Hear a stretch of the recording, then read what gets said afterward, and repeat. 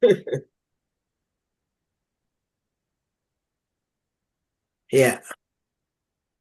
shalom semuanya pagi, Pak Simon, Pak Abraham, Pak Peri, Pak Lukas, Pak Yosep, Pak Yudi, Pak Mardi, Pak Indra, dan Pak Irfan. Ya, hari ini saya dapat kesempatan boleh sharing apa yang menjadi tuntunan buat saya pribadi, sekeluarga, dan rencana nanti sore pun saya akan sampaikan di GBI di Living Altar Palem, di mana Tuhan percayakan saya sebagai staf pengembalaan di sana untuk membedah visi dari gereja kami, ya. Jadi boleh dibantu Pak Lukas untuk share screen-nya, materinya yang saya sampaikan ke Bapak, ya, biar saya fokus. Jadi gereja kami yang Tuhan percayakan semenjak saya join di bulan Oktober itu berdirinya di bulan Juli, Pak Yosef. Pastor Yosef, bulan Juli, dan tema utamanya yang paling atas Pak Lukas yang biru. Atas satu lagi slide sebelumnya Pak, yang biru itu adalah mempersiapkan keluarga untuk masuk bahteranya, mempersiapkan keluarga masuk bahteranya. Saya bacakan tahun 2026 mempersiapkan keluarga masuk bahteranya. Nah, ayatnya jelas di Ibrani 11 ayat 7. Yuk, mari kita baca sama-sama walaupun di mute. Mari kita baca sama-sama Ibrani 11 ayat 7, 1, 2, 3. Karena iman, maka Nuh dengan petunjuk Allah tentang sesuatu yang belum kelihatan, dengan taat mempersiapkan bahtera untuk menyelamatkan keluarganya. Dan karena iman itu ia menghukum dunia dan ia ditentukan untuk menerima kebenaran sesuai dengan imannya.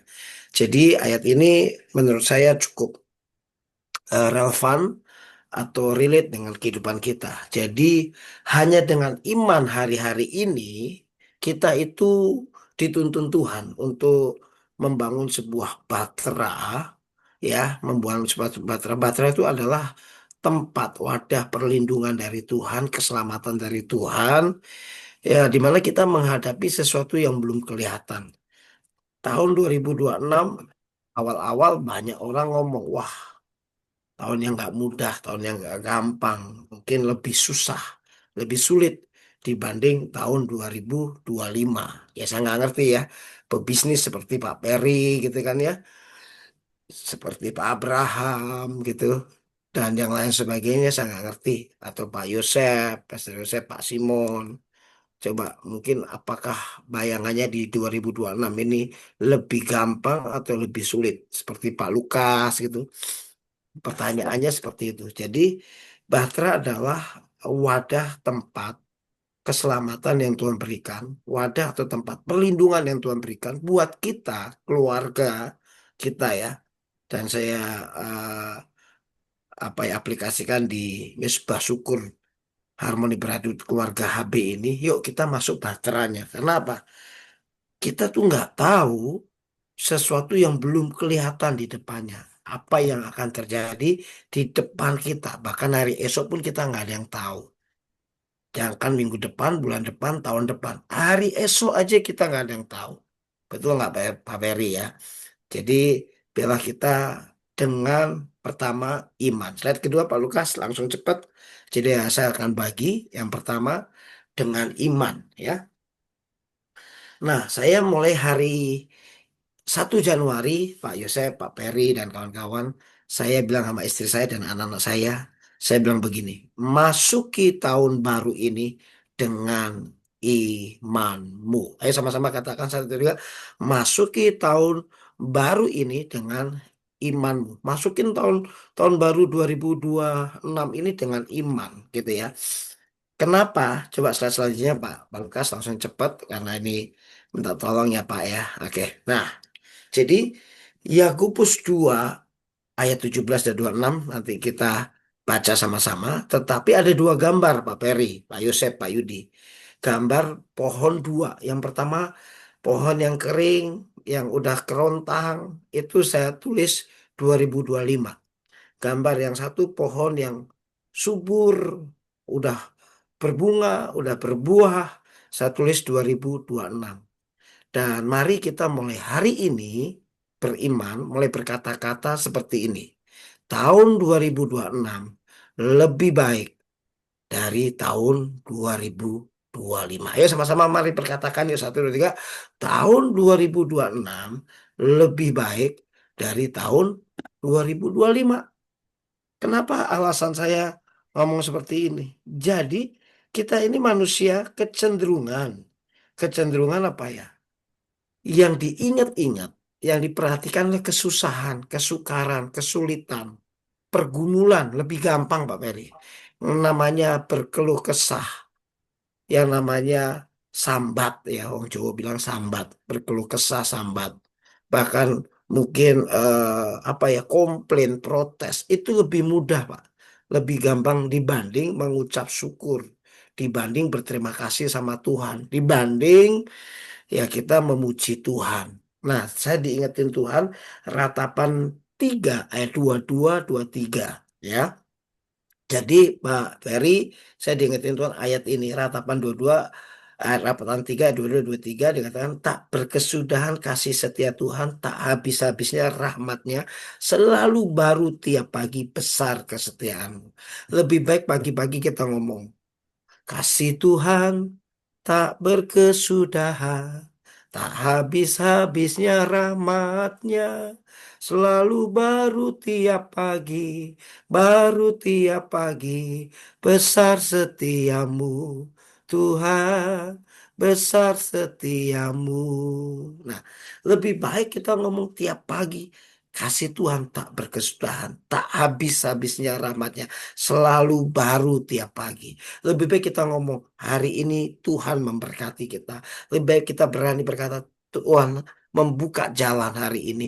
Tuhan menopang kita. Tuhan memelihara.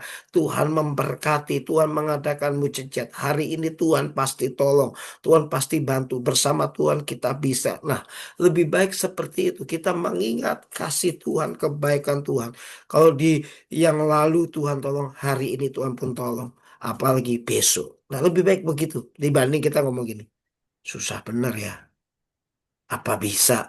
Apa iya? Aduh, mustahil nih. Nggak mungkin nih. Nah, mari kita mulai perkatakan tahun 2026 lebih baik daripada tahun 2025. Kita lebih berkata tahun 2026 lebih baik daripada tahun 2025. Kita juga bisa berkata hari ini lebih baik dibanding kemarin. Minggu ini lebih baik daripada minggu kemarin. Bulan ini lebih Bulan baik ini lebih baik. dibanding minggu kemarin. Nah, itu yang saya mau Tuhan taruh yang pertama. Masuki tahun ini dengan iman. Slide selanjutnya Pak Lukas. Slide selanjutnya. Nah, lihat aja. Ternyata iman tanpa perbuatan, perbuatan kita adalah mati. Tapi banyak orang ngomongnya gini, saya beriman, saya punya iman, gitu kan ya. Banyak kita berkata kita punya iman, tapi sesungguhnya iman kita itu sekarat. Ke orang Sunda bilang apa Pak Yudi? Merek ketetet. Ya nggak tahu, tanya Pak Simon bener atau nggak orang Sunda. Merek ketetet itu apa? Hidup nggak mau, mati segan gitu loh ya. Nah kita itu sebetulnya iman kita itu ada sih Pak Peri. Iman kita ada Pak Yosef. Cuman kurang maksimal. Bahkan bahasanya itu dying ya, sekarat sebetulnya. Iman kita itu antara ada nggak ada. Tergantung mood kita, tergantung keadaan kita. Nah, sebetulnya iman itu dibutuhkan saat di tengah-tengah kesulitan, pergumulan, di saat-saat memang kemustahilan yang kita hadapi. Itu kita butuh iman.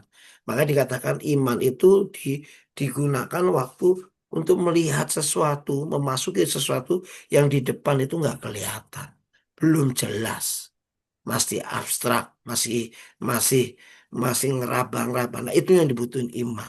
Melangkah nggak, bisa nggak bersama Tuhan. Nah, yang terakhir soal iman lanjut Pak Lukas, dikatakan begini, slide selanjutnya tentang iman dikatakan begini.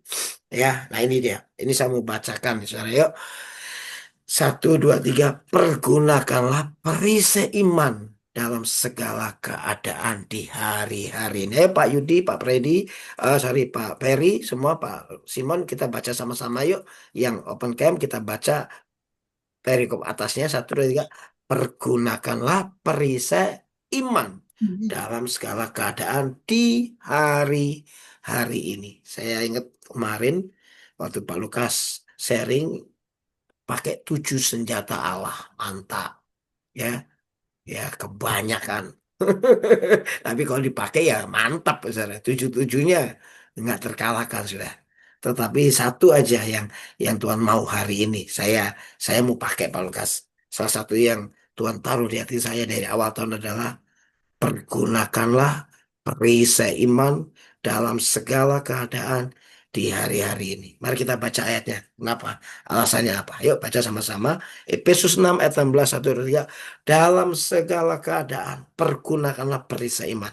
Sebab dengan perisai itu kamu akan dapat memadamkan semua panah api dari si jahat. Wow, saya bersyukur banget Tuhan kasih ayat ini yang bisa menguatkan saya, bahkan membuat saya kembali on fire ketika memasuki tahun 2026. Karena di tahun 2025, meskipun saya jelas melayani di sebuah gereja yang lumayan ada nama dan saya full timer di sana, saya juga incas di beberapa eh, posisi, tetapi rasa takut, rasa khawatir, rasa was-was, rasa yang gimana ya, kayaknya nggak tenang gitu. Itu jelas banget, itu terlihat banget. Bahkan tiap Sabtu dan Minggu menjadi sesuatu yang bergumul buat kami sekeluarga gitu, karena nggak bisa ibadah bareng, nggak bisa pelayanan bareng, nggak bisa ya.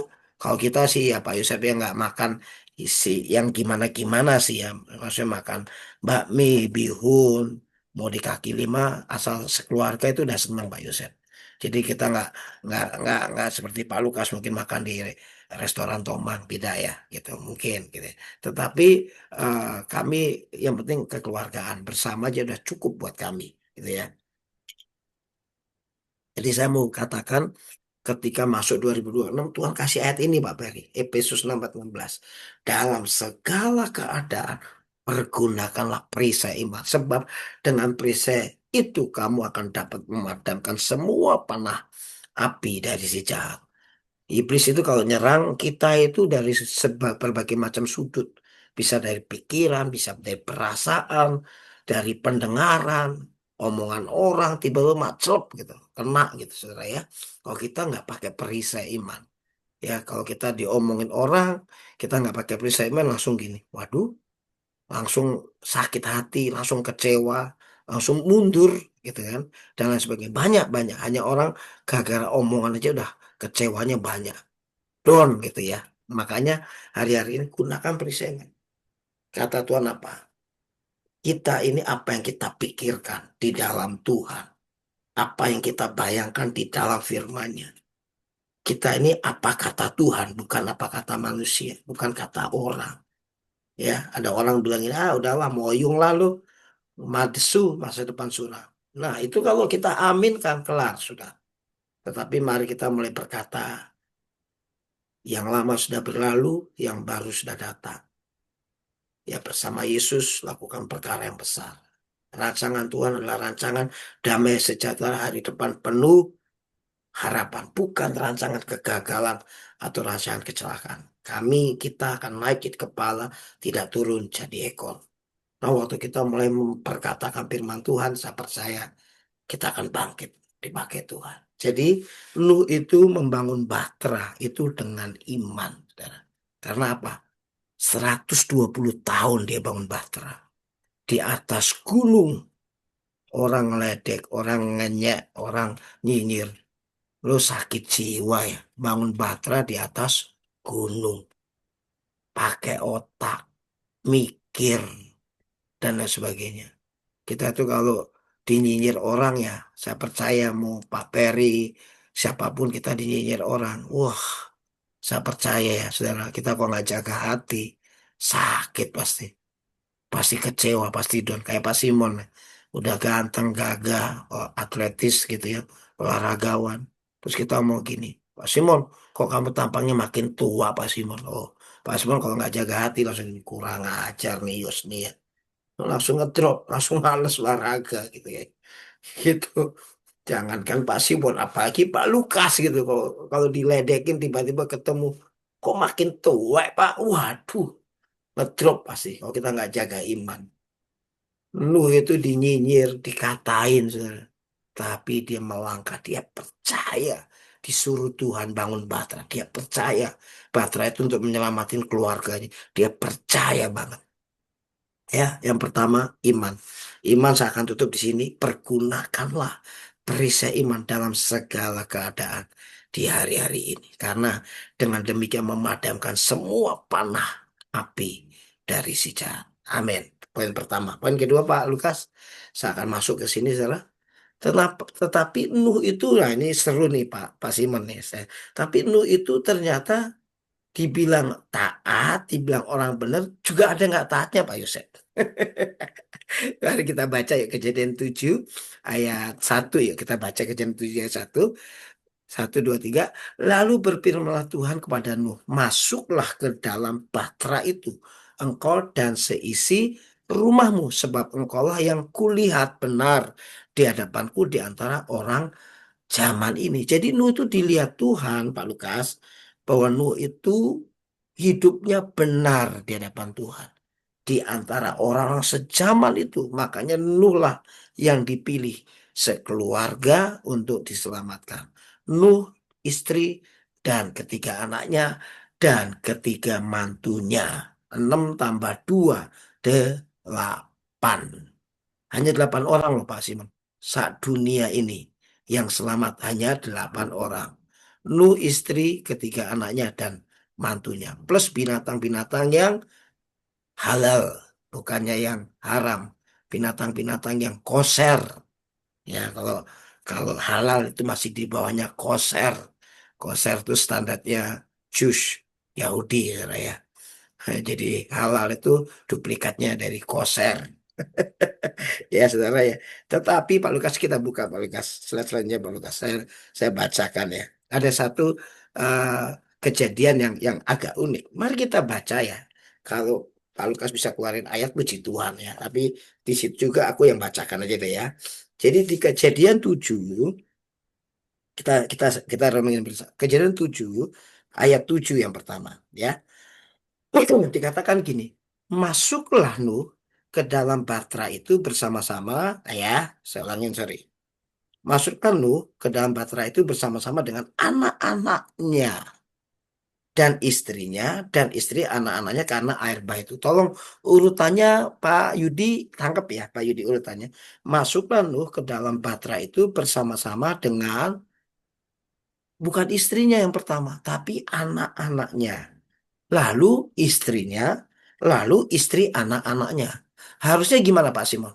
Kalau kalau Pak Simon masuk ke pertemuan yang penting, Pak Simon diundang misalkan sama PCI, sama Pak Doni misalkan. Pak Simon kalau masuk ke ruangannya Pak Doni, ruangan eh, gembala gitu, biasanya urutannya piye Pak Simon? Pasti bawa istri tercinta, istri terkasih, yang disayangin, yang dibanggain, yang dihormati, pasti istrinya yang digandeng nomor satu. Baru yang kedua, Queen, ya, putrinya Pak Simon, kalau nggak salah namanya Queen ya. Baru Queen, urutannya yang ngono Pak Simon. Tetapi Nuh itu urutannya salah. Nuh masuklah Nuh ke dalam bahtera itu bersama-sama dengan anak-anaknya dan istri anak-anaknya karena air bah itu. Loh, emang ono Pak. Nanti kita baca ayat 13 ya. Sorry, Pak Lukas kembali ke ayat 13. Kalau bisa ayat 13 dikatakan begini ya. Diulangi lagi. Pada hari itu juga masuklah Nuh serta Sem. Langsung. Nuh serta Sem, Ham dan Yapet. Yaitu anak-anak Nuh. Dan istri Nuh. Kembali lagi diulangin. Suami, anak-anak, baru istri. Baru ketiga istri anak-anaknya, baru mantunya. Kok diulangin lagi? Oke. Kita bilang gini, Pak Yos, gitu aja jadi big deal. Ribet lah Pak Yos lah ya. Ntar dulu. Makanya kadang-kadang kalau Alkitab firman Tuhan mesti kita bedah. Ini luar biasa ya. Yuk kita buka kejadian 8 Pak Lukas. Slide-nya ya. Saya tetap di sini ya. Saya bacain. Kejadian 8 ayat 15 sampai 16. Saya bacakan 15 sampai 16 ya. Ya, keluarlah dari Batra itu engkau bersama-sama dengan, nah ini saudara, ayat 16 Pak. Pak Simon ya, khususnya ayat 16. Ayat 15 tuh, lalu berfirmanlah Allah kepada Nuh. Ayat 15 itu cuman Tuhan ngomong ya, katanya Tuhan tuh begini. Keluarlah dari Batra itu engkau bersama-sama dengan, ayo urutannya piye Pak? Istrimu serta anak-anakmu dan istri anak-anakmu. Ternyata Tuhan tuh memandang loh Pak Simon, Pak Lukas, Pak Yudi, Pak Yosef, Pak Berry dan kawan-kawannya. Tuhan tuh memandang hierarki. Tuhan tuh memandang, memperhatikan apa ya? Urutan otoritas. Suami itu kepala keluarga. Di atas kepala keluarga adalah Tuhan sendiri. Di bawah suami adalah istri sebagai penolong yang sepadan. Baru anak-anak. Jangan dibalik. Habis suami langsung anak-anak. Apa-apa habis suami anak-anak. Enggak loh. Kadang-kadang kita ini suami istri terlalu sayang sama anak-anaknya. Terlalu memperhatikan anak-anaknya. Sehingga hubungan suami istri itu tidak baik. Kurang baik. Bahkan banyak yang ribut gara-gara anak-anak. Saya juga begitu. Kalau saya istrinya lagi ngajarin anak saya yang cewek. C, nyuci piring ya. C, nyapu ya. C, ngepel ya. Anak saya bilang gini, istri saya ngomong gini, lagi sibuk pak, lagi belajar. Oh saya mangkel tuh. Saya bilang, orang kongkong nyapu kok. Ben iso nyapu, masa wedok gak iso nyapu. Tapi ya istri saya bilang gini, biarin saja yang nyapu. Hmm, saya bilang sampai kapan? Kapan mau dididik? Saya di SD itu udah nyuci piring, udah nyetrika, nyuci baju SD aja. Gitu, saudara. Jadi kadang-kadang beda prinsip, beda pendapat itu mendidik anak. Kadang yang satu selalu saling terlalu sayang sama anak-anak. Nah, saudara, bayangin Nuh itu dikasih kasih tahu Tuhan. Lalu berfirman Allah kepada Nuh, keluarlah dari Batra itu engkau bersama-sama dengan istrimu, anak-anakmu, dan istri anak-anakmu. Bayangin, tapi Pak Lukas ayat 18 hasilnya apa ya? Kita kaget ya. Kita kaget 18 dikatakan begini. Lalu keluarlah Nuh kembali lagi bersama-sama dengan anak-anaknya dan istrinya dan istri anak-anaknya.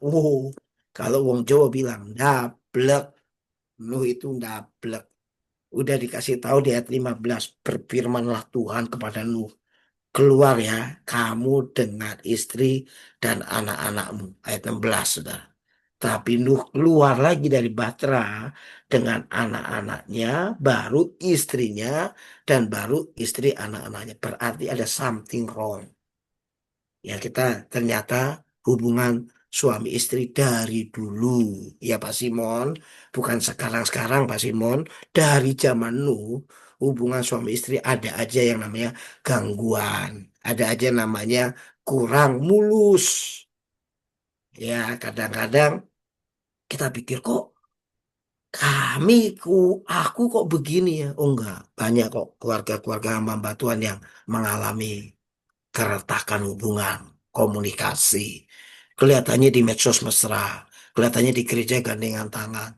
Tanya Pak Yosef lah, ahlinya bidang konseling, konselor. Banyak nggak Pak Yosef? Keluarga-keluarga yang kelihatannya harmonis, mesra, tapi ternyata buahnya hubungan-hubungan yang retak, yang renggang, bahkan nggak kompak ternyata di rumahnya, di gereja sih kompak ya, tapi nggak sedikit juga keluarga seperti Pastor Yosef ya, Pak Yudi ya, Pak Lukas, banyak di antara kita, Pak Simon hari-hari ini mesra banget ya. Saya puji Tuhan dengan istri ya. Jadi Nuh itu nggak ada satu ternyata ketaatan soal disuruh Tuhan, istrimu ya, kamu keluar dengan istrimu ya. Nah, hasilnya apa? Serbuknya apa? Waktu Nuh keluar dari Batra, saya tutup di sini. Waktu Nuh keluar dari Batra, dia buat perkebunan anggur. Dia petani anggur pertama di dunia. Dia buat perkebunan anggur. Dan ternyata Nuh kayaknya nih, coba saya tanya Pak Simon. Kalau orang mabuk, orang sampai mabuk itu biasanya stres atau pelarian Pak Simon. Sama dua-duanya. Orang mabuk itu biasanya stres atau pelarian dari kenyataan. Nuh itu dicatat dia sampai mabuk sehingga telanjang auratnya kelihatan. Akhirnya anaknya itu di kejadian 9 Pak Simon ayat 18 ayat 23. Akhirnya anaknya salah satu anaknya yang lihat dan langsung ngata-ngatain, "Wih bapak mabuk sampai telanjang." Anak yang kedua ambil kain mundur dan ditutupi, nggak lihat auratnya. Anaknya disitulah yang lihat itu, yang ngomongin itu kena kutuk. Saya tutup pertanyaannya, istrinya Nuh kemana? Kok sampai suaminya mabuk? Bukankah dicatat dia hamba Tuhan, orang benar sejamannya? Istrinya kemana? Coba tanya. Saya tanya Pak Simon, Pak Lukas lah, yang pekerja keras. Ya Pak Peri. Kalau udah kecapean, malam-malam masih begadang, kalau istri yang bener ngomong apa? Wis pah, wis malam, wis bengi, turu, tidurlah Pak. Betul nggak? Pak Yudi lah. Pak Yudi pulang tugas malam-malam, kira-kira ya Pak Irfan, Pak Julius, tengah malam masih buka trading gitu. Kalau istri yang lihat ngomongnya apa? Wis, besok aja lanjutin. Kalau istri yang baik, istri yang sayang suami, nanti kamu darah tinggi pula. Ya, Pak Peri, kalau istri ngeliat Pak Peri begadang, gimana ngomongnya? Wis turu, sesuai, masih ada hari esok. Itu istri yang baik. Rene, kelonan wae, yuk, turu yuk, gitu kan. Istri yang baik. Coba, ini Nuh sampai dibiarin mabuk. Istrinya kemana? Sampai mabuk, sampai pagi. Sampai telanjang bulat, sampai auratnya kelihatan. Itu kemana? Makanya slide selanjutnya itu saya mau bahas soal soal Musa, ketidaktaatannya Musa. Itu nggak masuk tanah perjanjian hanya gara emosi jiwa, bukan emosi, emosi jiwa. Coba slide aja Pak Lukas, saya nggak bahas sedikit ya slide-nya. Nah, dosa Musa adalah ketidaktaatan Musa tentang emosi atau marah atau temperamen. Kenapa? Musa itu waktu bangsa Israel nggak ada air, nggak ada air. Tuhan ngomong gini, Musa angkat tongkatmu, ambil tongkatmu, dan ngomong ke loh batu atau ngomong ke gunung batu itu. Tapi Musa emosi jiwa, dia pukul gitu. Dia pukul itu, apa ya namanya, bukit batu. Keluar air sih, keluar air. Tapi Tuhan bilang gini, kamu nggak menghormati kekudusanku. Kamu kurang ajar bahasanya. Per hari itu Musa nggak masuk tanah perjanjian. Padahal dia yang bawa Israel. Tuhan bilang, enggak. Kali ini aku no excuse ya. Saya tutup terakhir Pak Lukas, slide terakhir ini di sini dikatakan begini. Baca sama-sama. Ketidaktaatan akan menggagalkan maksud dan rencana Allah dalam hidup kita. Saya tutup di sini.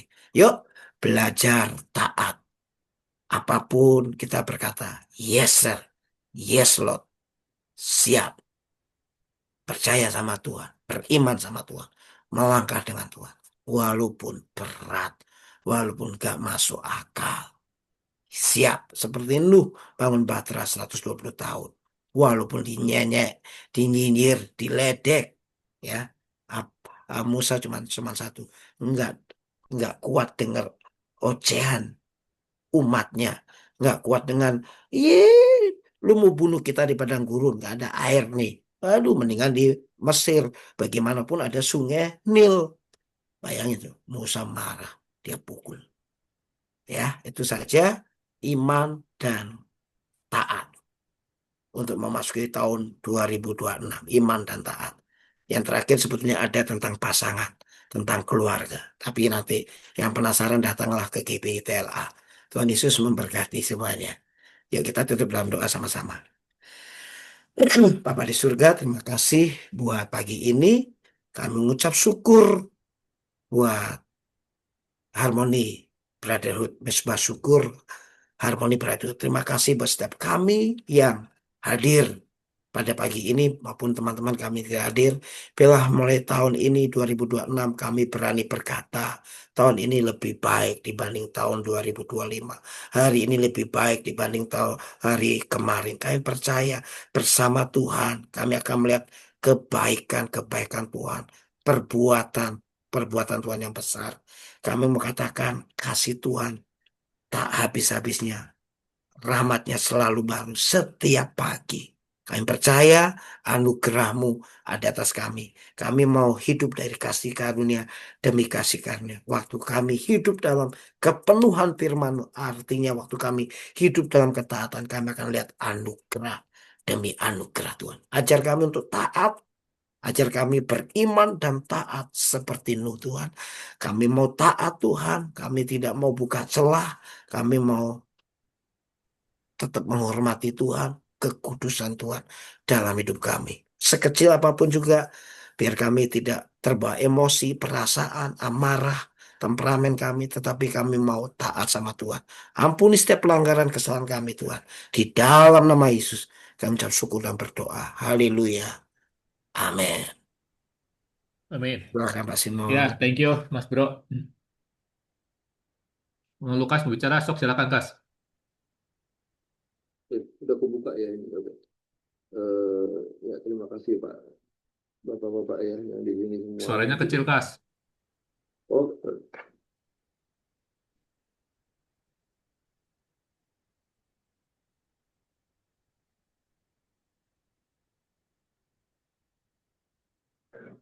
oke, terima kasih ya teman-teman, Bapak-bapak ya. Yuk. Jadi kalau saya dapat dari Pak Yos hari ini, yaitu iman, tapi harus dibarengin dengan ketaatan gitu kan ya. Ya kayak Nuh sama Musa, imannya kurang apa gitu kan ya. Cuma karena tidak taat dan di sini yang saya baca Musa berkali-kali ya sebenarnya itu satu agak sedikit ini ya gregetan gitu loh kadang-kadang itu karena bukan gregetan apa karena dengan ketidaktaatannya yang hanya sekecil itu membuat dia tidak masuk gitu kan jadi artinya di sini kalau kita pelajarin kita harus ya taat itu tidak ada eh, apa tidak ada alasan gitu kan ya taat harus taat dan harus taat terus gitu kan ya jadi harus yang jangan sampai intinya mungkin kalau saya boleh ngomong ayo kita jangan sampai terbawa ya nggak tahu emang bener ya kak kemarin mungkin saya ada emosi juga mungkin di pak dia juga ada di saya gitu kan ya ini di saya di sini gitu kan ya. Jadi ya mungkin emosi itu juga salah satu eh, apa senjata buat iblis untuk menyerang kita gitu kan ya ya mungkin di situ saya harus belajar ya kita harus punya iman juga karena selama saya merasa selama kita punya iman Tuhan menyertai kita gitu kan. Tapi tidak ada salahnya juga bahwa Tuhan itu memberikan kebebasan untuk kita, ya kan, kehendak bebas, jadi kita harus menggunakannya sebaik-baiknya, jangan sampai sembarangan. Ya itu aja sih Pak Simon. Terima kasih Pak. Ya. Hmm. Ya, dari khotbah Nuh sih emang kita harus belajar belajar taat belajar taat aja ya emang tapi belajar taat tuh bukan sesuatu yang gampang diucapkan tapi butuh perjuangan untuk dilakukannya ya kan memiliki iman seperti Nuh itu menurut saya emang sangat luar biasa ya ya tiap pagi kita datang ke VMP aja juga itu sebuah ketaatan ya kan Puji Tuhan dengan cara yang baik dan benar itu aja juga udah harus udah harus benar-benar sebuah ketaatan ya. Beri firman Tuhan, renungin firman Tuhan. Tapi terlebih dari itu semua kan intinya kalau misalkan Nuhnya nggak melakukan ya percuma gitu kan. Intinya ya dilakukan lah. Praktek intinya bisa menghasilkan buah roh dalam hidupnya. Walaupun sedikit progresnya, tapi buah roh itu terjadi dalam kehidupan. Yuk, silakan yang lainnya. Izin saya dulu. Ya, Ya, Eh, jadi benar ya yang Lukas bilang ya, apa ketidaktaatan. Tapi di sini kayaknya Saya tadi baca dua-duanya itu tentang Nuh sama Musa ya. Saya ambil kesimpulannya gini sih. Kemarahan itu bisa menolifikasikan iman. Jadi kayak imannya itu tiba-tiba tidak berguna gitu. Jadi kayak kita bawa perisai iman tapi karena kemarahan jadi nggak dipakai atau nggak efektif gitu.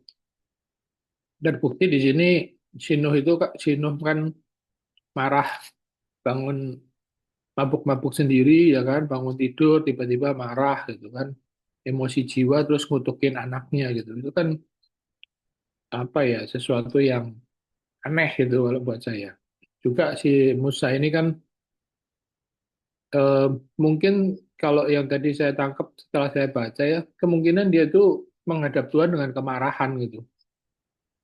Jadi ketika menyampaikan firman Tuhan juga dia dengan kemarahan akhirnya pukul dan itu berakibat cukup fatal buat dia kan gitu. Istilahnya kan dia yang berjuang dari awal gitu kan tapi nggak sampai akhir gitu. Nah, itu kemarahan itu bikin ya iman kita jadi apa ya istilahnya itu kalau saya duh, ya nggak berguna jadinya gitu loh malahan jadi karena kemarahan itu gitu.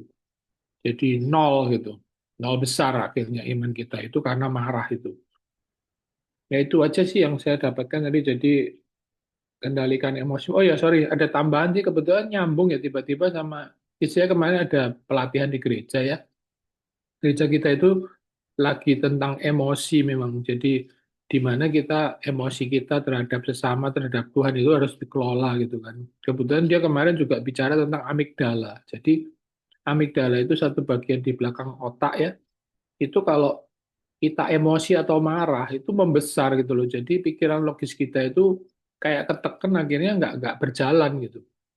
Nah itu makanya setelah di sharing kemarin saya cuma tanya lah terus amigdala itu kan berarti memang proses otak biologis kimiawi ya. Terus caranya gimana? Kalau udah emosi kok lepas kontrol kan berarti amigdalanya membesar terus kita supaya ngecilin gimana gitu kan. Nah itu dia bilang ya mungkin tarik diri, tarik napas, jangan berkata-kata. Ya teorinya sih gampang ya, tapi kalau udah diubun-ubun gitu kan suka lupa juga kadang-kadang gitu ya. Nah itu mungkin salah satu yang bisa saya sharing. Thank you. Ya, makanya kan kita di sini semua dilatih nih, ya kan?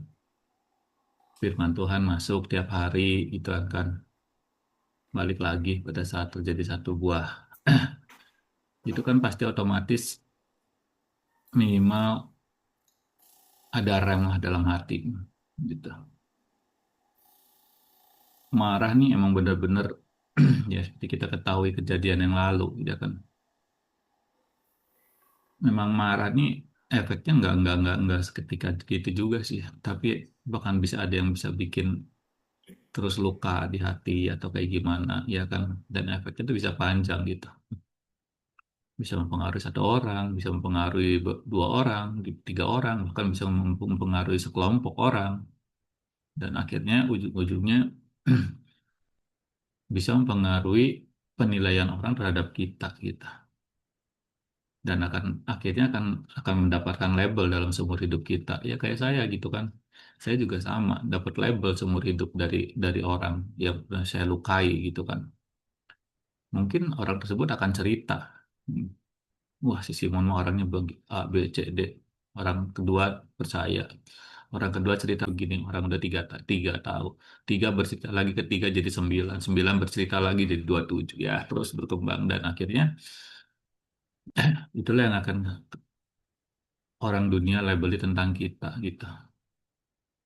Dan untuk menghapus itu semua, nggak pernah bisa kita untuk membela diri kita. Tapi apa? Ya sikap sikap hidup kita yang harus harus dicerminkan gitu kan. Kita juga harus ingat ya kan semuanya bahwa setiap kejadian itu pasti ada hikmahnya semuanya gitu. Pembelajaran karena kan setiap hari kita belajar ya hidup untuk hidup benar di hadapan Tuhan dan manusia. Yuk lanjut, kisah Nuh Oke. ini Oh, bager menarik. Monggo. Aku tanggapin ya. Nggak boleh. Ya udah, aku pulang dulu. Ya wis. Hmm. Dadah.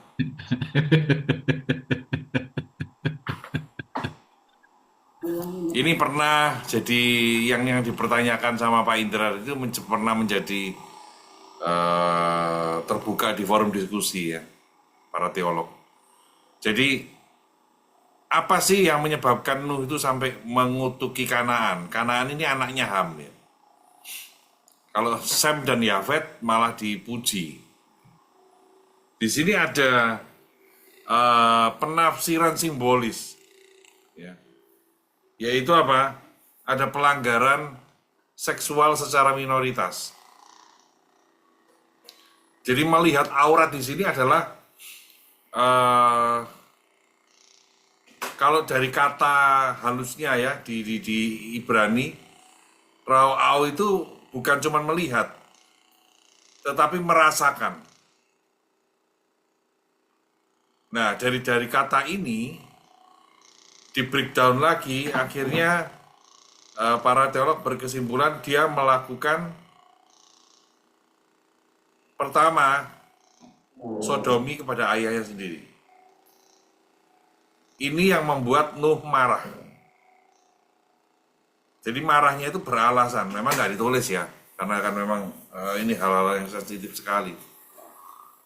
Jadi itulah yang menjadikan Nuh itu kenapa sampai mengutuki.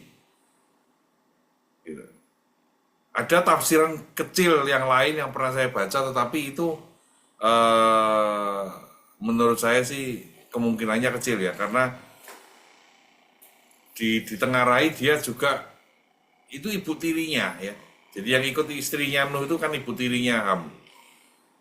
Dia juga menyetujui ibu tirinya. Tapi yang terutama dari ayahnya sendiri. Melihat aurat ayahnya itu adalah dari kata ra'au itu merasakan dari situ. Ya ini menambah wawasan aja ya. Oke lanjut silakan. Ya, selamat pagi. Ya, yang saya dapat pagi ini tuh iman dan ketaatan ya. Memang ya, saya lagi belajar setiap bangun pagi itu ya ratapan ini yang saya doakan, saya bawa dalam doa, sabar kesudahan kasih setiap Tuhan selalu baru setiap pagi. Jadi saya belajar untuk setiap bangun pagi itu mengucap syukur. Jadi yang saya rasakan selama seharian sukacita yang ada, ya meskipun keadaan nggak sesuai dengan yang diharapkan gitu ya. Puji Tuhannya itu sangat membantu ya, sangat membantu. Nah ketaatan ini kemarin saya saya dosa ya, kemarin saya punya dosa ketaatan dalam melayani musik ya.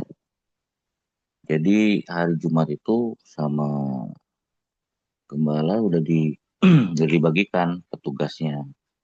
WL siapa, pemain musik siapa, WL-nya siapa gitu ya. Harusnya si WL itu kan langsung mengirimkan daftar lagunya gitu ya. Pas hari Jumat siang. Nah, Jumat siang itu pemain musik lain ada nelfon hubungi saya gitu. Minta tolong saya untuk main musik dibantu sama anak saya. Anak saya main gitar, saya main bass. Oke nggak apa-apa. Saya minta lagunya. Nanti yang ngirimnya WL-nya. Dia bilang, oke, hari Jumat siang. Saya tunggu sampai malam, tidak ada yang ngirim. Besoknya paginya Sabtu kan. Sabtu pagi saya WA di grup itu jam 7. Saya minta daftar lagunya. Dibalas sama WL-nya. Nanti saya mau kerja dulu. Nanti pulang jam 4. Ya, oke. Saya bilang, saya minta daftar lagunya aja. Saya mau latihan mandiri untuk pemain musik. Saya bilang gitu ya. Oh iya, dia bilang gitu aja. Sampai siang nggak ada ngirim. Nah, kita kan ada rencana latihan musik itu jam 5 sore. Dah saya langsung ke gereja kan untuk latihan sekalian ngantar istri gitu kan. Jam 4, jam 4-an lah, jam 4-an ada yang WA di grup itu yang penyanyi yang lain nanyain ke saya. Jadi latihan, jadi saya bilang jam 5 saya udah di gereja, jam 5 udah mulai ya, saya bilang. Nah si WL ini saya lihat itu ngebaca dia jam 4 lebih berapa menit. Rupanya dia datang-datang jam 6. Terus lagu juga belum di-share gitu lagu itu kan. Jadi lagu itu belum di-share. Udah nggak jadi masalah saya bilang. Mulai latihan. Mulai latihan itu saya nggak ada marah nggak ada apa. Pas latihan udah ibu-ibu ini udah ngeyel terus so ngajarin semuanya suaranya entah kemana. Terus lagu tempo cepat yang perlu dipelajari dulu gitu ya. Dia ngajarin pemain drum, pemain musik, dia ajarin semuanya. Tapi dianya sendiri nggak ini kan. Kesel juga saya bilang. Saya bilang gini pas latihan itu. Bu, nanti lagi ke depannya saya bilang itu. Dibagikan dulu judul lagunya biar kami latihan dulu. Kalau ibu ini baru datang, baru nulis lagunya apa aja, terus kita latihan di sini, ya capek lah saya bilang itu. Kalau saya nggak jadi masalah, ayo aja, coba. Maksud saya kan, biar kita latihan dulu masing-masing di rumah, kita ngulik lah. Nah, pas waktu kita ketemu ini, tinggal nyaman-nyaman aja, nggak capek. Saya keselnya minta ampun, terus ibunya ngomongnya nggak enak. Ini nggak biasa lagu tempo cepat. Sampai saya kesel itu, ya udah bu, main. Dia bilang, kita ibu nyanyi, kita iringi. Ngajarin drumnya kurang cepat kata temponya. Oke, saya bilang. Saya iringi itu sama saya main bass sama main drum diiringi dia nyanyi. Lagu yang dia minta itu kan yang tempo cepat. Dianya keteteran. Alasan aduh suara saya habis saya capek. Iya bu saya bilang itu. Nah dosa saya itu saya marah gitu. Saya marah kesel gitu ya. Sampai sampai pulang ke rumah itu malam itu. Sampai saya mikir gini, aduh saya ninggalin anak saya perempuan lagi sakit di rumah sendirian gitu kan. Jadi saya hilang ini apa? Saya kemarin itu benar-benar tes buat diri saya itu. Saya taat nggak gitu. Saya malah marah gitu. Saya sempat kecewa gitu kan. Sampai, aduh ini saya dosa saya kemarin itu. Ya gara-gara saya marah sama seseorang. Terus karena saya saya kurang taat aja kemarin gitu ya. Malam-malam saya pulang ke rumah saya masih kesel gitu ya. Bangun tidur itu masih kesel. Aduh Tuhan, dosa saya. Ini kok saya masih ingat-ingat terus gitu ya. Ya inilah masih perlu belajar saya masalah ketaatan gitu. Seharusnya saya tulus melayani tanpa tapi itu aja paling. Makasih, makasih.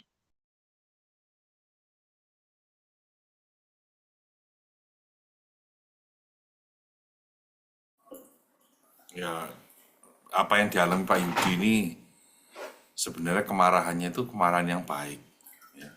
Artinya melihat ketidakdisiplinan. Ya, saya pun sebagai pemain musik juga mungkin akan bereaksi lebih parah daripada Pak Yudi gitu ya. Karena buat saya pelayanan itu harus memberi yang terbaik. Nggak bisa asal-asalan begitu. Saya dulu juga pernah melayani di salah satu gereja besar. Itu kalau hari Minggu nggak ada latihannya. Jadi pada hari hanya berapa menit sebelum ibadah ngasih list lagu 1, 2, 3, 4, 5. Paling cuma cocokan nada dasar.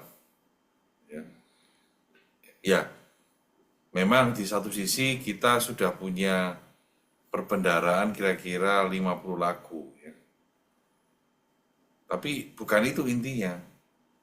Akhirnya apa? Saya ketika masuk, saya bilang, ayo kita membiasakan diri untuk latihan. Akhirnya saya buka rumah saya untuk latihan. Saya dedikasikan satu ruangan 4x6 khusus untuk berlatih. Tidak saya komersilkan. Dari situ terbentuk, kita terbiasa untuk berlatih, termasuk mengajak untuk WL latihan di rumah saya. Jadi Nggak usah terlalu risau Pak Yudi. Ya, itu Pak Yudi tidak salah.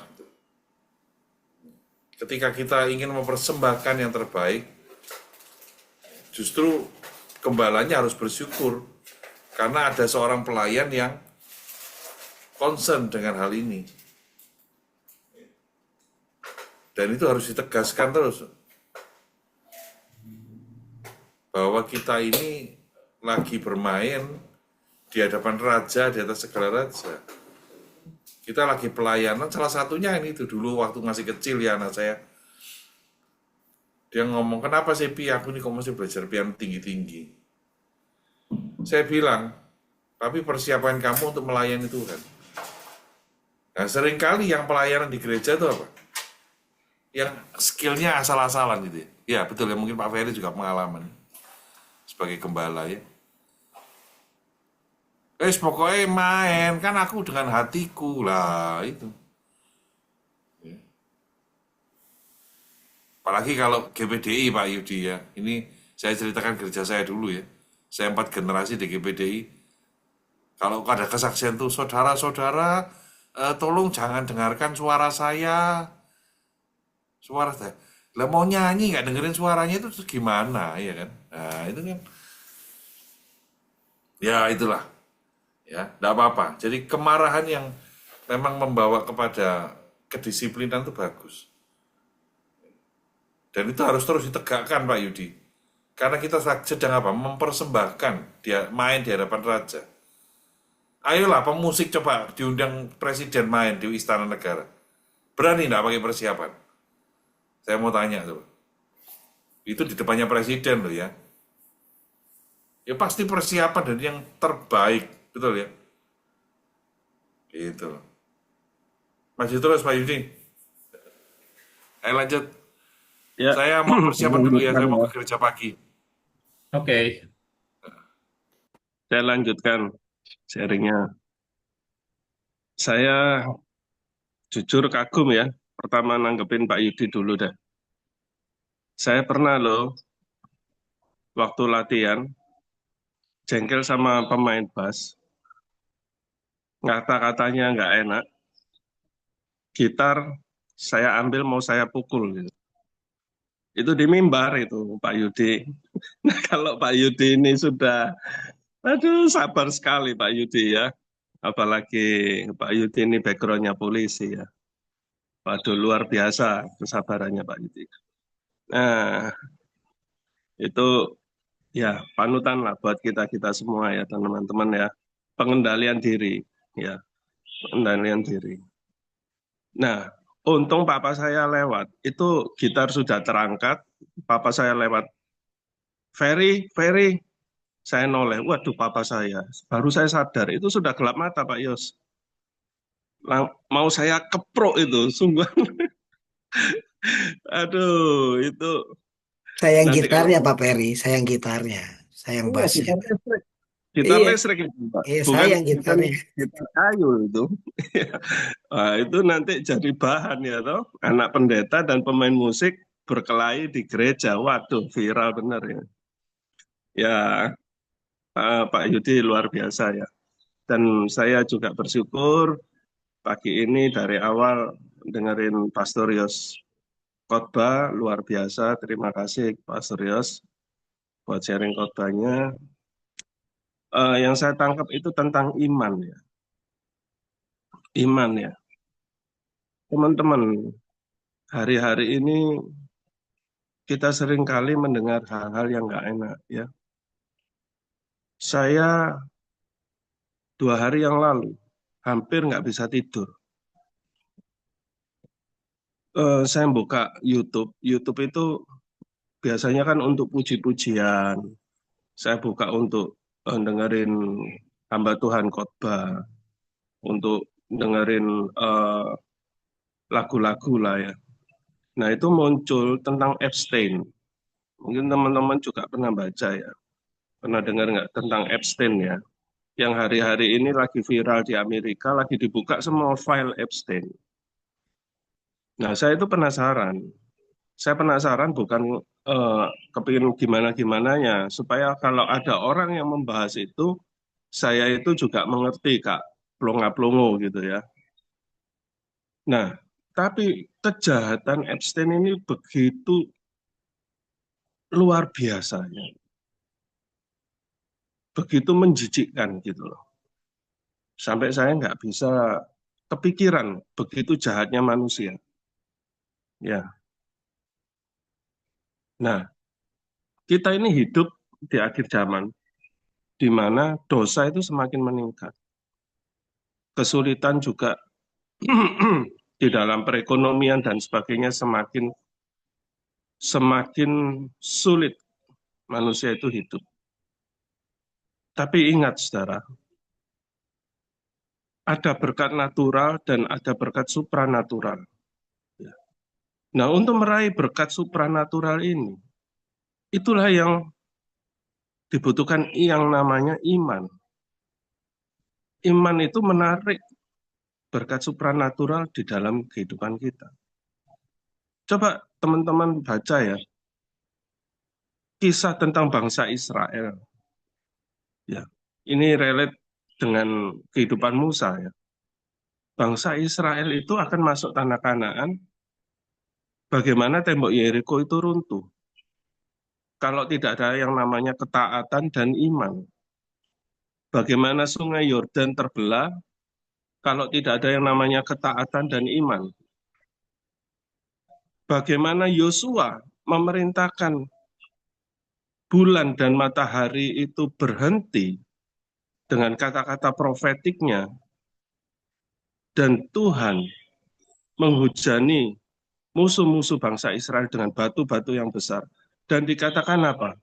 Pada waktu itu yang mati karena dihajar oleh Tuhan atas musuh-musuh bangsa Israel, itu jauh lebih besar jumlahnya daripada yang bangsa Israel perangi.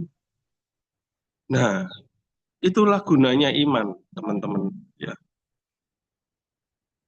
kita bekerja, oke. Kita rajin, oke. Ya, segala sesuatunya kita prepare dengan baik. Tapi ayo naikkan level iman kita menjelang hari-hari yang sulit ini ya. Ya, kita akan diajari untuk tidak melihat dengan mata jasmani, tapi dengan mata Tuhan. Yang itu saya istilahkan ya mata iman kita, saudara. Ya, kalau kita memakai kehidupan kita ini dengan kekuatan kita sendiri, terbatas, benar terbatas. Tapi kalau kita pakai dengan kekuatan iman yang dari Tuhan, hasilnya pasti jauh dari apa yang kita pikirkan, saudara. Ya, terima kasih buat sharing firman-Nya pagi ini, Pastor Yos. Taat dan setia kepada Tuhan dan jalani hidup ini dengan iman kepada Tuhan. Maka kita bisa menjalani from glory to glory bersama dengan Tuhan. Ya, demikian teman-teman, saya nanti izin off cam, tapi tetap menyimak persiapan ke gereja dulu. Tuhan Yesus memberkati. Thank you Pak Peri, Pak Gembala, Tuhan berkati. Iya, thank you bro. Yuk lanjut.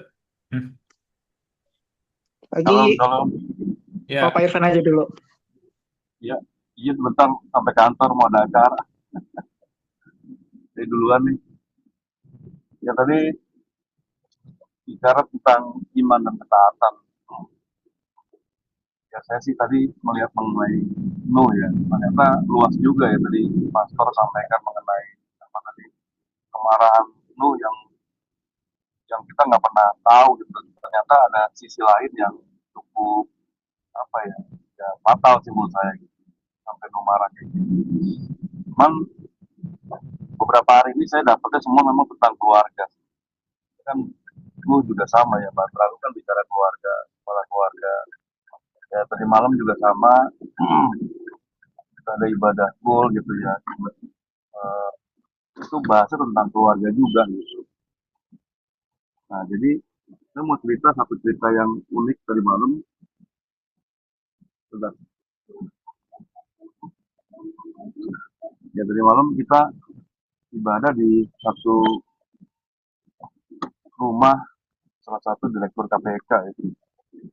Nah, itu yang unik adalah dia cerita banyak yang saya juga kaget ya, seorang direktur KPK begitu rendah hati dan begitu taat gitu ya.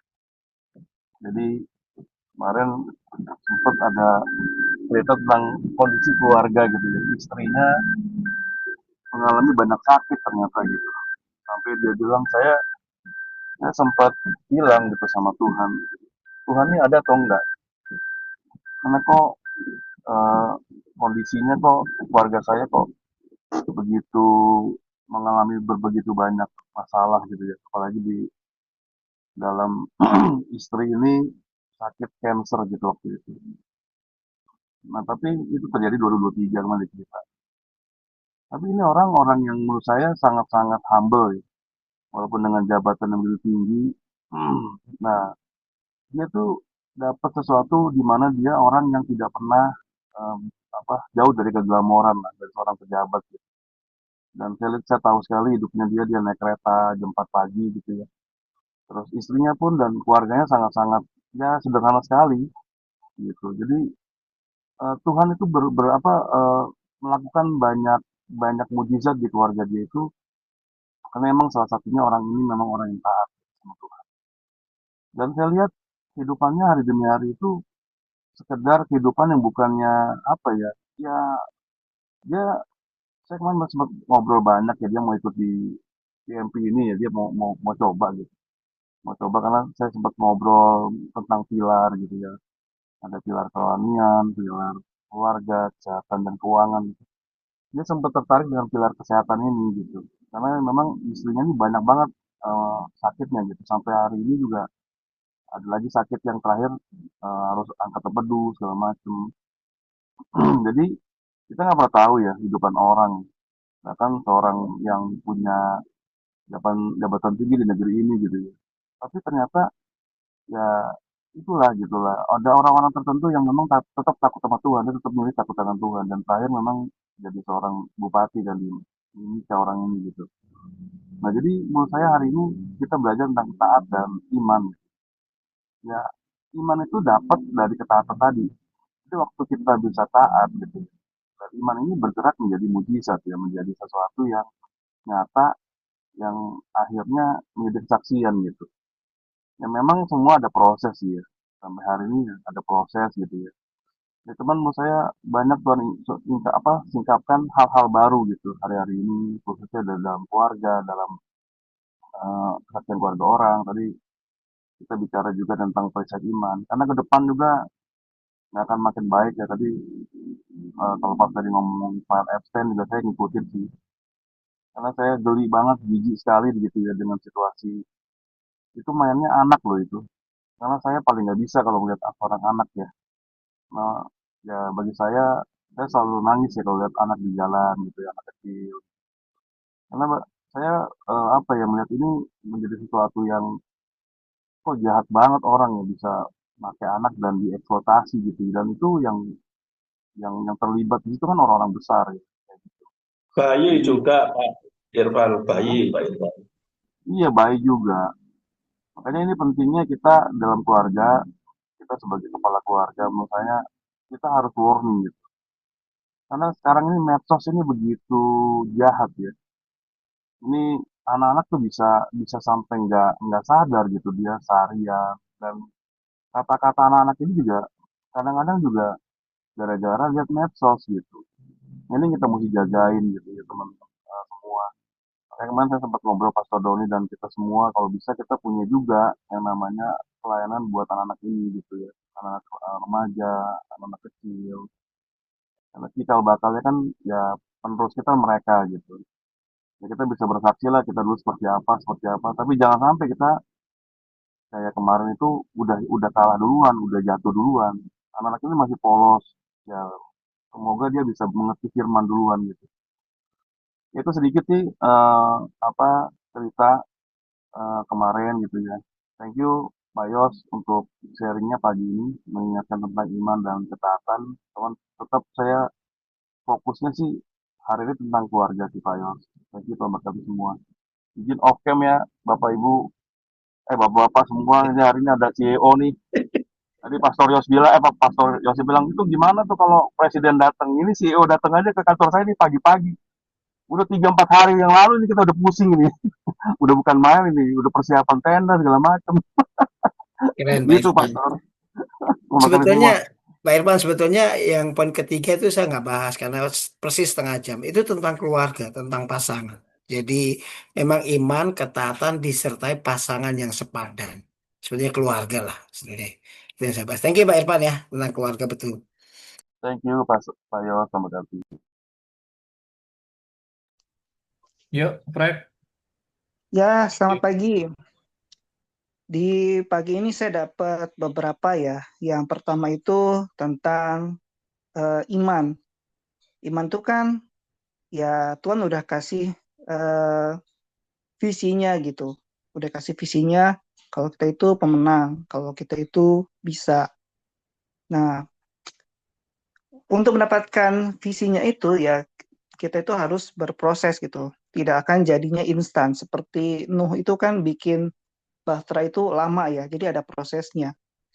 Apalagi kalau kita yang sudah beberapa mungkin sedang ada masalah, nah itu untuk recovery-nya itu akan butuh lebih lama. Biasanya seperti itu.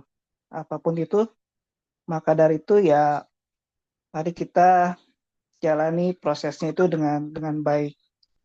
Terus saya mau cermati itu marah, ya kita juga harus hati-hati ya, termasuk saya juga, apakah dalam pelayanan atau dalam kerjaan itu kita seringkali tersulut untuk marah. Karena kalau udah marah, ya efeknya bisa panjang gitu. Saat kita marah itu kadang-kadang seringkali itu kita nggak bisa mentata apa yang kita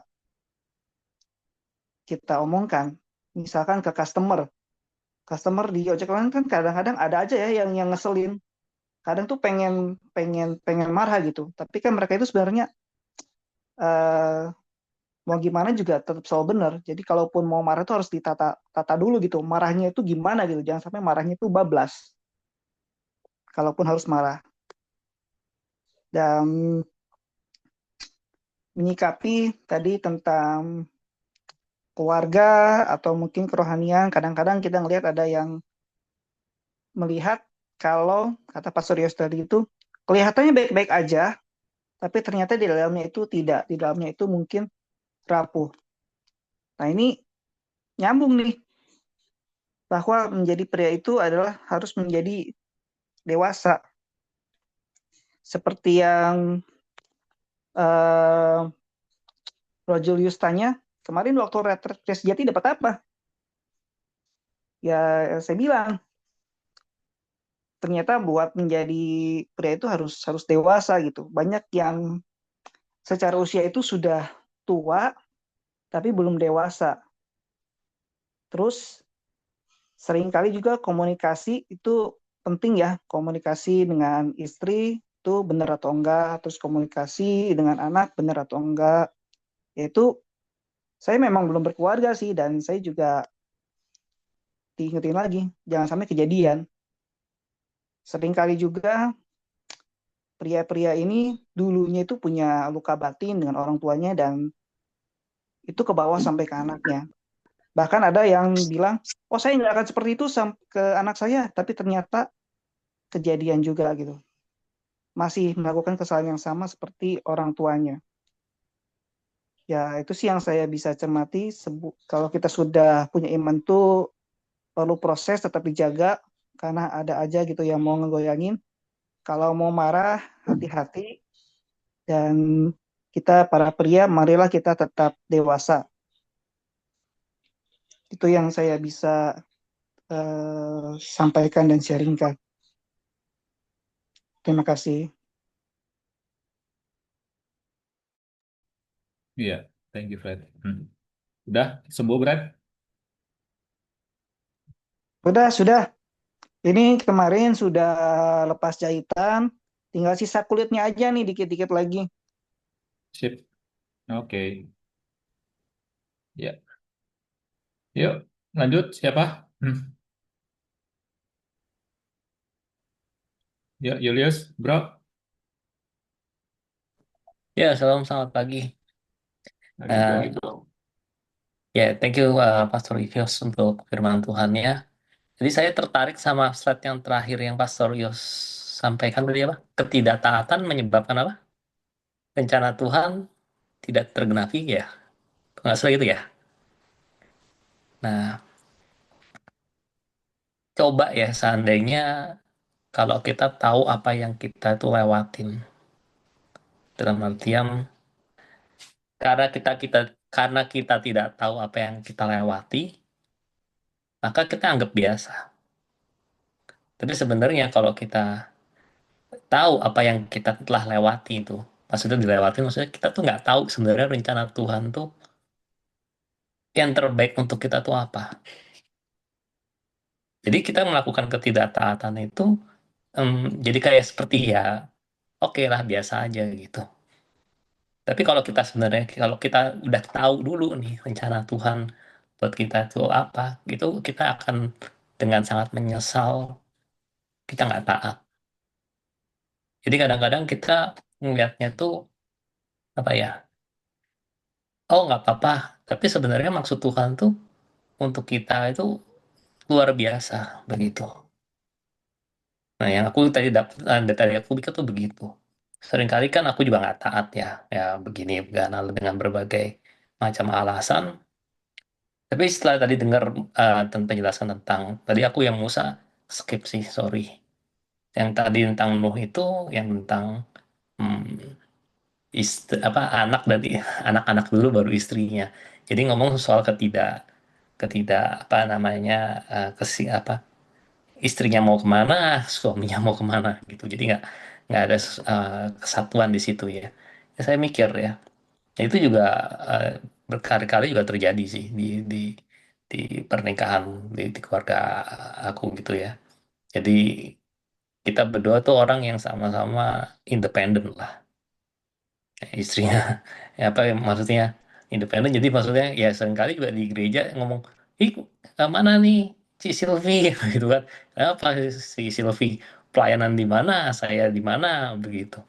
Nah kalau dilihat dari eh, misalnya teman-teman lain gitu ya yang istrinya suaminya sama-sama pelayanan begitu, mereka selalu bersama-sama gitu. Jadi kadang-kadang lucu juga gitu, seringkali di apa tanya-tanyain begitu kemana nih, nah, begitu juga dengan dia gitu, kemana kok Julius, oh di sini.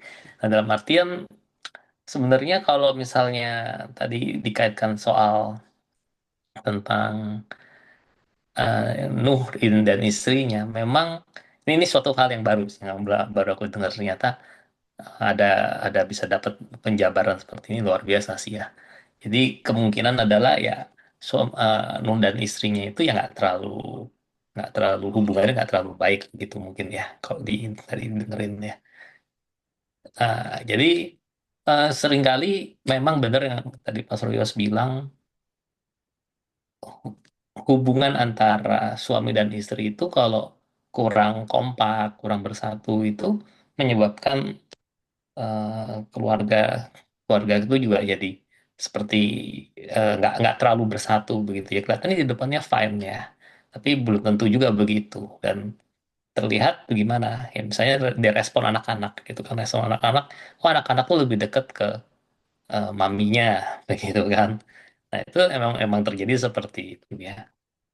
Jadi memang dalam keluarga kita tuh memang harus lebih diperhatikan dulu, diperbaiki dulu sebelum kita itu melangkah keluar begitu. Karena apa yang tercermin di keluarga itu nanti juga akan terlihat juga gitu loh ke keluar, kayak seperti tadi saya bilang mana apa suaminya mana istrinya. Nah itu kan ada suatu pertanda bahwa oke, jadi ternyata kita ini masih kurang bersatu. Tadinya saya pikir nggak terlalu masalah begitu, tapi hari ini dengar penjelasan dari Pastor Yos bilang begitu, oh iya benar juga ya. Dan kedua tadi yang saya bilang, ketidaktaatan kita itu kita nggak tahu apa yang sedang kita lewatkan begitu. Mungkin aja kalau sepanjang umur hidup saya gitu, saya taat terus, wah udah saya nggak tahu kemana deh. Mungkin udah jadi apa kita nggak tahu dah. Nah, begitu juga dengan ketidaktaatan itu tadi saya pikir-pikir ya juga ya, harusnya kalau gua dari dulu tuh lakuin A, B, C, D yang seperti firman Tuhan katakan, kita nggak ngebandel, kita nggak hidup yang aneh-aneh, nggak punya kebiasaan-kebiasaan yang aneh-aneh, nggak punya jiwa pemberontak, wah itu udah sampai kemana sih. Jadi seringkali saya pikir, oh ya, ini gue bayar harganya nih dari ketidaktaatan gue dari dulu begitu sampai di posisi sekarang. Ya nggak usah contoh jauh-jauh lah. Ya udah berkali-kali bilang, firman Tuhan bilang kan, apa namanya, jangan eh, bekerja tuh apa mencari uang, mencintai uang begitu kan. Ya karena mencintai uang begitu. Dalam artian apa? Ya kita bisa dalih sih, oh ya apa namanya, eh, uang bukan segala-galanya, tapi hati kita kan yang tahu begitu. Kita tuh ada di mana letak hati kita. Kalau buat cari kerja, buat cari uang, wah semangat 45 begitu kan. Dari pagi sampai pagi pun juga kadang-kadang bisa, sampai ngantuk-ngantuk pun kita juga juga bisa. Tapi kalau untuk hal-hal yang lain gitu yang lebih penting daripada uang, ya kita kadang-kadang ya nggak begitu getolnya. Dan itu menandakan apa, hati kita tuh cenderung memprioritaskan uang. Itu kan kita lah, hati saya lah begitu. Nah, itu suatu hal yang sebenarnya nggak baik kan. Dari situ kan berefek kemana-mana gitu. Ya sampai ditipu gara-gara itu juga, habis itu sampai ya tidur sampai larut malam juga sering kali begitu. Ya itu menandakan apa, prioritas saya sebenarnya saya nggak terlalu taat juga sama Tuhan, masih banyak yang perlu diperbaiki. Dan ya begitulah. Oke, terima kasih ya Pastor Yos buat firman Tuhan ya. God bless. Thank you, Brother Yus. Hmm. Ya, thank you, bro. Yuk, siapa lagi yuk yang belum ini? Ferry, Pak Mardi belum. Pak Mardi, Pak Abraham belum. Adi, Heru, Iya, Pak Heru juga belum. itu Heru, Abraham, mana? Abraham, ya 3 orang Ya. lagi yuk. Oke, terima kasih buat kesempatannya. Terima kasih Pak Yos untuk sharing firman Tuhannya. Sangat memberkati ya. Saya setuju dengan pemaparan dari Pak Yosef ya tentang penyimpangan seksual ya dari anaknya. Itu juga saya udah dapati sih waktu saya dalam pendidikannya. Dan tentang Musa memukul batu tadi ya, ada satu yang ini hanya menambah wawasan saja ya. Ada satu kata yang sebenarnya dia fatal ya bagi Musa ya. Di sini saya bacakan Bilangan 20 ayat 10 ya. Musa dan Harun mengumpulkan umat itu di depan gunung batu itu. Lalu Musa berkata kepada mereka, dengarlah hai pemberontak-pemberontak, apakah kami harus mengeluarkan air bagimu dari gunung batu itu? Nah, kata kami ini, dia mencuri kemuliaan Allah. Ini hanya menambah wawasan saja, yaitu Musa mencuri kemuliaan Allah. Seharusnya dia harus berkata, apakah Tuhan yang memberikan air itu? Tapi dia berkata, apakah kami? Seolah-olah dia menyamakan dirinya dengan Allah. Jadi di situ fatal bagi dirinya, sehingga dia bukan hanya dia tidak taat, tapi dia juga mencuri kemuliaan Allah. Nah, pelajarannya bagi kita adalah seringkali kita mencuri kemuliaan Allah dalam kehidupan keluarga kita, apapun dalam kehidupan kita ya. Kita sudah melihatlah bagaimana Tuhan begitu, karena hari ini temanya tentang keluarga ya. Seringkali kita bagaimana kita berjalan bersama keluarga kita sampai saat ini, Tuhan yang bukan karena hebat dan gagahnya kita, tapi semua karena Tuhan yang sudah menuntun setiap langkah hidup kita kan. Saya katakan kepada anak-anak saya, carilah Allah yang papimu sembah dan lihatlah bagaimana Allah yang papi sembah ini menyertai setiap langkah kalian ya. Saya bilang, terutama anak saya yang besar itu ya, ketika dia sekarang sudah mau lulus ya dan dia akan masuk ke dunia kerja. Rencana dia mau ke Jerman ya, saya bilang, nak, carilah dahulu kerajaan Allah dan kebenarannya, maka kamu akan melihat apa yang kamu butuhkan akan ditambahkan dalam hidupmu. Saya bilang, karena warisan iman itu bukan hanya diturunkan saja, tapi harus dialami ya. Karena hari ini ada tentang perisai iman kan. Saya bilang, nak, carilah sembahlah Allah yang papimu sembah dan bangunlah hubunganmu dengan dia, saya bilang. Nah, penting sekali kita harus menurunkan iman kita kepada anak-anak kita, kepada keluarga kita, bahwa semua sesuatu yang sudah baik yang Tuhan berikan dalam hidup kita bukan karena hebat dan gagahnya kita, tapi karena kemuliaan Tuhan yang sudah diberikan dalam hidup kita. Sehingga yang kita bagikan kepada keluarga kita adalah tentang kemuliaannya, bukan tentang hebat dan gagahnya kita. Nah, Musa salahnya ketika dia berkata, apakah kami harus memberikan kamu minum? Seharusnya dia berkata, apakah Tuhan yang harus memberi kamu minum? Bukan kami. Kami seolah-olah dia sudah menyamakan dirinya dengan Allah waktu itu. Oke, itu dari saya. Sekian dan terima kasih. Iya, thank you bro. Tambahan itunya, renungannya. Yuk, udah bro Lukas mau tidur-tidur. Ayo, lanjut. Mau Abraham, apa mau Heru? Silakan. Sambil sambil konsentrasi dengerin kok, nggak tidur, tenang aja.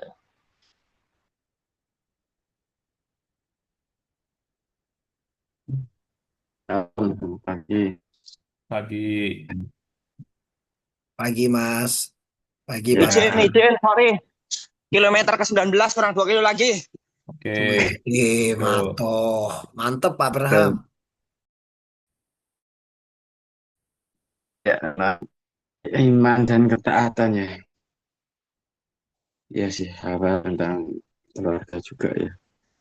Awalnya memang kalau sudah tahu dari sejak awal tuh, kadang tuh ya enak sih, memang enak.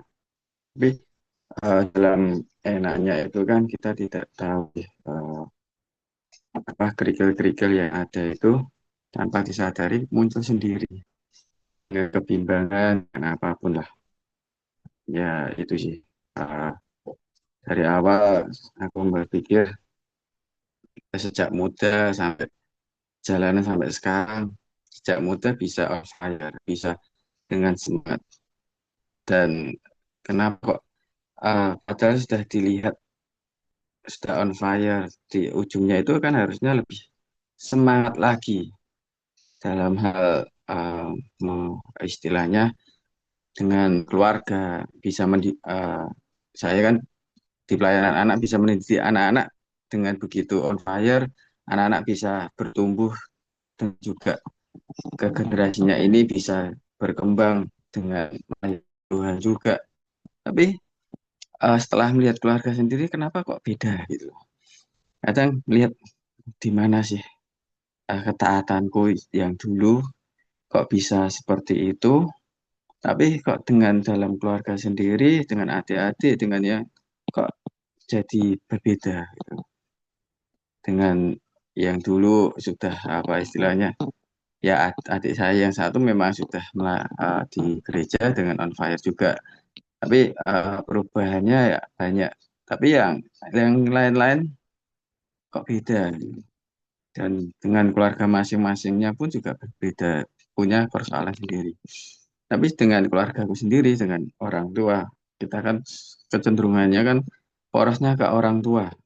Bagaimana istilahnya membahagiakan orang tua yang masih ada, ibu.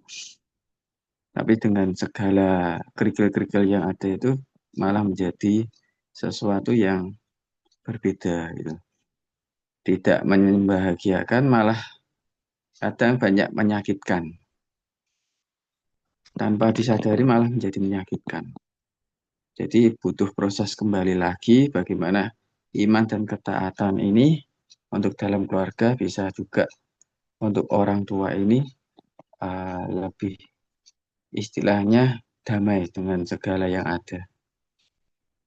Bukan damai karena ada uang, damai karena dengan banyak kumpul saudara keluarga itu juga lebih baik, lebih bahagia daripada uang. Itu aja sih. Iya bro, thank you. Ya, sambil nunggu Abraham finish, ngobrol-ngobrol dulu. Bisa aman-aman Pak Simon. Wis, Kilometer ayo. 20 kurang 1 kilo lagi. Yo, Kebetulan saya di Solo Pak Simon. Oke, sip. Kesombongan. Saya pribadi kadang juga sama. Saya diingatkan pagi hari ini, kadang dengan berkat yang Tuhan telah berikan, beberapa hutang lunas dan lain sebagainya, kadang itu saya bercerita itu kadang tidak itu karena Tuhan, tetapi kadang aku hebat, aku survive, lah itu yang nggak boleh. Pagi hari ini saya diingatkan lagi nggak boleh sombong. Semuanya itu dari Tuhan, bukan saya. Semuanya Tuhan membalikkan sesuatu yang tidak baik menjadi baik pun itu karena Tuhan. Bukan karena saya. Saya diingatkan lagi, jangan sombong. Semuanya karena Tuhan. Demikian Pak Simon. Terima kasih. Ya, singkat, padat, jelas, ya, sambil menunggu finish. Ya, ada tambahan lagi tentang ketaatan dari seorang Nuh atau Saya dari cuma kita. nambahin sebetulnya Pak Simon bahwa Monggo, memang silakan. seperti Pak Julius bilang, jadi di poin ketiga itu kita butuh partner Pak Julius. Kita butuh istri, butuh teman, komunitas yang saling menopang, membackup. Sebetulnya itu kan Pak Mardi hari ini luar biasa loh Pak Mardi itu nambahin highlight tentang ayat bahwa seolah Musa dan Harun itu mengkondisikan karena kami ya yang memberikan air itu keren banget. Itu kan melengkapi saya. Thank you Pak Mardi ya. Itu contoh. Jadi komunitas, partner, teman itu itu penting. Saya poin yang ketiga sebetulnya materi saya itu adalah eh, perhatikan pasanganmu. Pasangan itu bukan cuma bicara istri atau suami, tapi teman sepelayanan, teman serekan kerja, komunitasmu itu membackup enggak, mendukung enggak. Pak Lukas tuh hari-hari ini saya dikasih tanggung jawab besar banget. Pak Yos, tolong ya handle ini. Ya, mulai Senin eksekusi misalkan. Karena Pak Lukas tahu saya bisa backup beliau, gitu kan. Tapi saya juga kalau udah bicara customer teriak-teriak, aduh ini servernya nih, wah ini kok muncul ini, bug list segala macamnya. Mati loh, aku mau ngomong apa?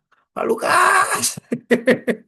Kalau yang turun tangan, yang handle, ya kan, saya mau nggak mau gitu. Nah itu kalau yang mau, ya Pak Yos nggak di teknisi sih.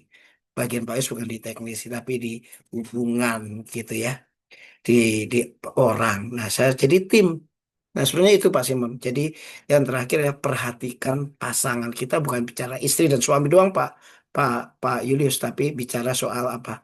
Soal partner, tim, komunitas. Thank you ya Pak Mardi ya. Ini aja sangat memberkati, sangat sangat meneguhkan saya. Ya Pak Preri juga. Itu aja Pak Simon yang bisa saya sampaikan.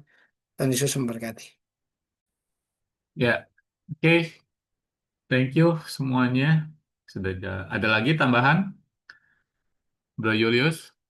Lu udah lama menghilang, baru hadir, cuma ngobrol sebentar. Kurang puas ya Pak Simon ya. Ada Ya, apa kurang jago-jago. puas ya. Dia dia malam jadiin pagi soalnya. Jadi pertanyaannya istrinya kemana gitu ya, kayak Nuh, istrinya kemana? Tuh ada tuh. Mau pergi pelayanan tuh. Mantap. Bagus, Bro.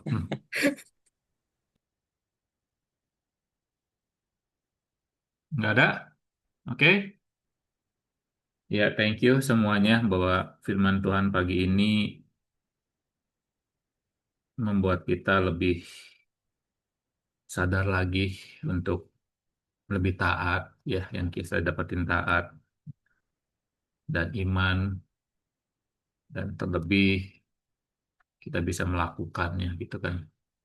Kalau kita cuma hanya dengar, gitu kan, tanpa ada melakukan, semua dari hal-hal kecil, ya kan, tumbuhan rohani, tumbuhan emosi, ya kan, tumbuhan karakter, itu penting sekali, ya kan.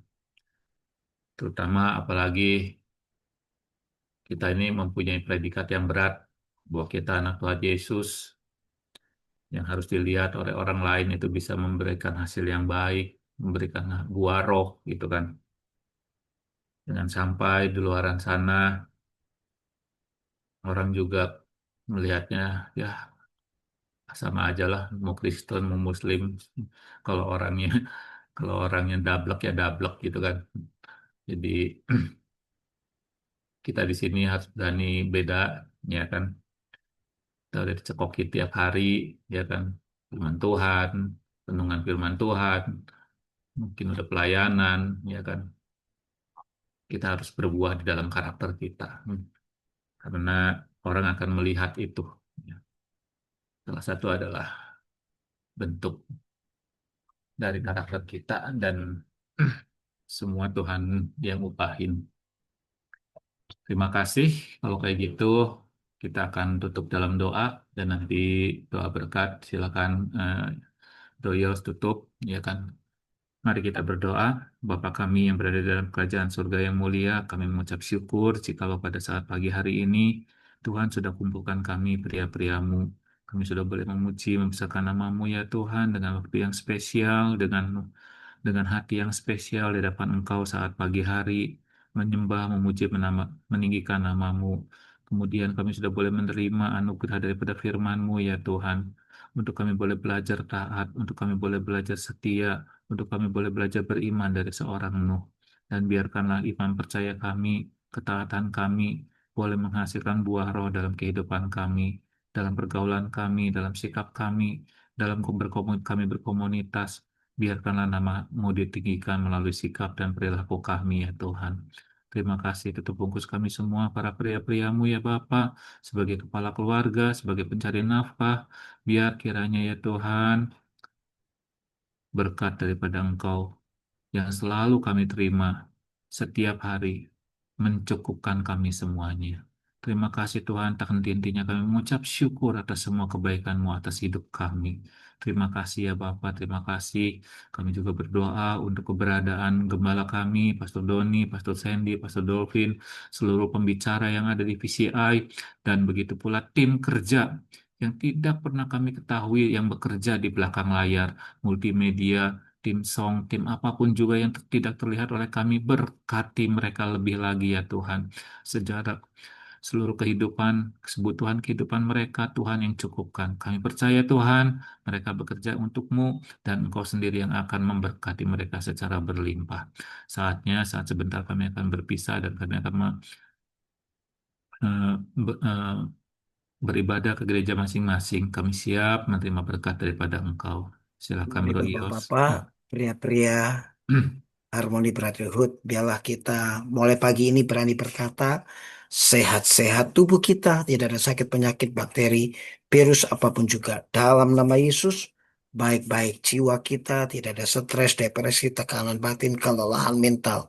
Dalam nama Yesus, Tuhan buat kuat roh kita oleh kuat kuasa roh kudusnya dan kebenaran firman-Nya.